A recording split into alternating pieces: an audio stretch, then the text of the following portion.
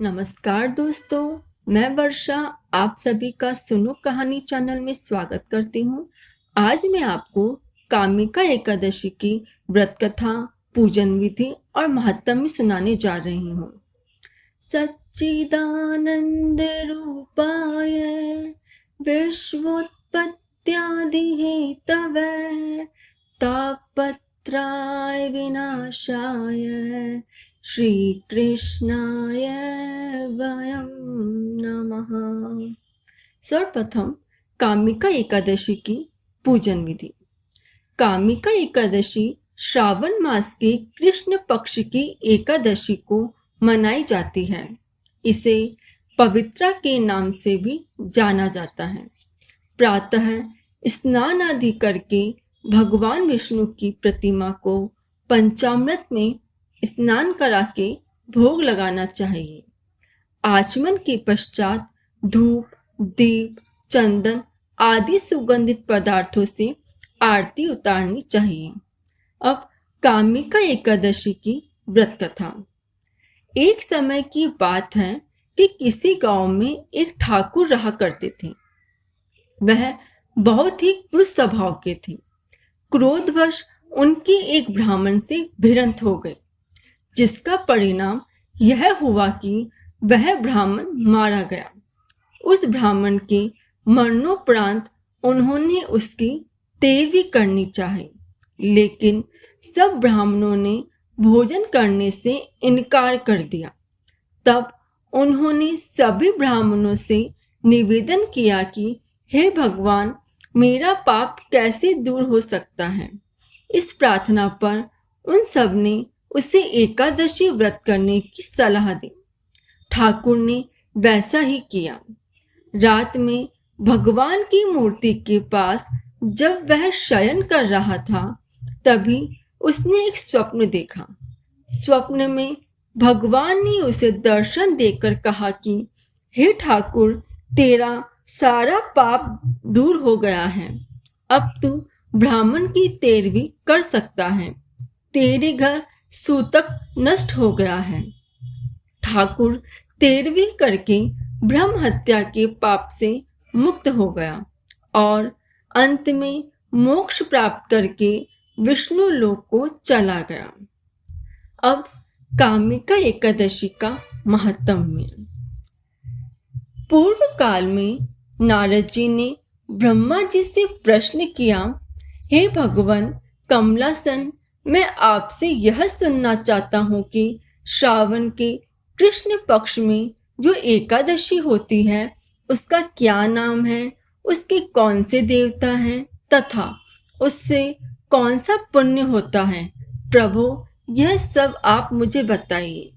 ब्रह्मा जी ने कहा, नारद सुनो, मैं संपूर्ण लोकों के हित की इच्छा से तुम्हारे प्रश्न का उत्तर दे रहा हूँ। श्रावण मास में जो कृष्ण पक्ष की एकादशी होती है उसका नाम कामिका है। उसके स्मरण मात्र से वाजपेय यज्ञ का फल मिलता है। उस दिन श्रीधर, हरि, विष्णु, माधव और मधुसूदन आदि नामों से भगवान का पूजन करना चाहिए। भगवान श्री कृष्ण के पूजन से जो फल मिलता है वह गंगा, काशी, नैमिषारण्य तथा पुष्कर क्षेत्र में भी सुलभ नहीं है। सिंह राशि के बृहस्पति होने पर तथा व्यतिपात और दंड योग में गोदावरी स्नान से जिस फल की प्राप्ति होती है वही फल भगवान श्री कृष्ण के पूजन से भी मिलता है। जो समुद्र और वन सहित समूची पृथ्वी का दान करता है तथा जो कामिका एकादशी का व्रत करता है, वे दोनों समान फल के भागी माने गए हैं। जो ब्याई हुई गाय को अन्य सामग्रियों सहित दान करता है, उस मनुष्य को जिस फल की प्राप्ति होती है वही कामिका का व्रत करने वाले को मिलता है। जो नरश्रेष्ठ श्रावण मास में भगवान श्रीधर का पूजन करता है, उसके द्वारा गंधर्वों और नागों सहित संपूर्ण देवताओं की पूजा हो जाती है। अतः पाप भीरु मनुष्यों को यथाशक्ति पूरा प्रयत्न करके कामिका के दिन श्री हरि का पूजन करना चाहिए। जो पाप रूपी पंख से भरे हुए संसार समुद्र में डूब रहे हैं, उनका उद्धार करने के लिए कामिका का व्रत सबसे उत्तम है।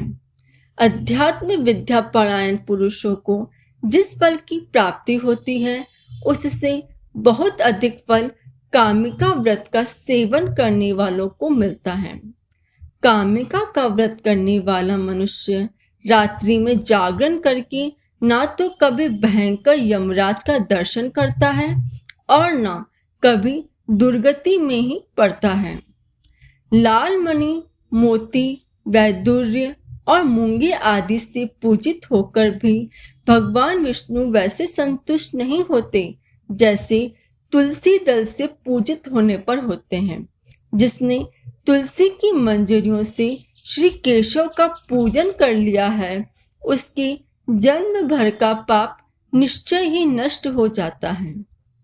जो दर्शन करने पर सारे पाप समुदाय का नाश कर देती है, स्पर्श करने पर शरीर को पवित्र बनाती है, प्रणाम करने पर रोगों का निवारण करती है, जल से सींचने पर यमराज का भी भय पहुंचाती है, आरोपित करने पर भगवान श्री कृष्ण के समीप ले जाती है और भगवान के चरणों में चढ़ने पर मोक्ष रूपी फल प्रदान करती है, उस तुलसी देवी को नमस्कार है। जो मनुष्य एकादशी को दिन रात दीपदान करता है, उसके पुण्य की संख्या चित्रगुप्त भी नहीं जानते। एकादशी के दिन भगवान श्री कृष्ण के सम्मुख जिसका दीपक जलता है, उसके पितर स्वर्ग लोक में स्थित होकर अमृत पान से तृप्त होते हैं। घी अथवा तिल के तेल से भगवान के सामने दीपक जलाकर मनुष्य देह त्याग के पश्चात करोड़ों दीपकों से पूजित हो स्वर्ग लोक में जाता है। कामिका सब पातकों को हरने वाली है, अतः मानवों को इसका व्रत अवश्य करना चाहिए। यह स्वर्गलोक तथा महान पुण्य फल प्रदान करने वाली है। जो मनुष्य श्रद्धा के साथ इसका महात्म्य श्रवण करता है, वह सब पापों से मुक्त हो श्री विष्णु लोक में जाता है। बोलिए ओम नमो भगवते वासुदेवाय। आप मेरी कहानी को लाइक और शेयर जरूर करें और ऐसे ही आध्यात्मिक कहानी सुनने के लिए मेरे चैनल को सब्सक्राइब करें। धन्यवाद।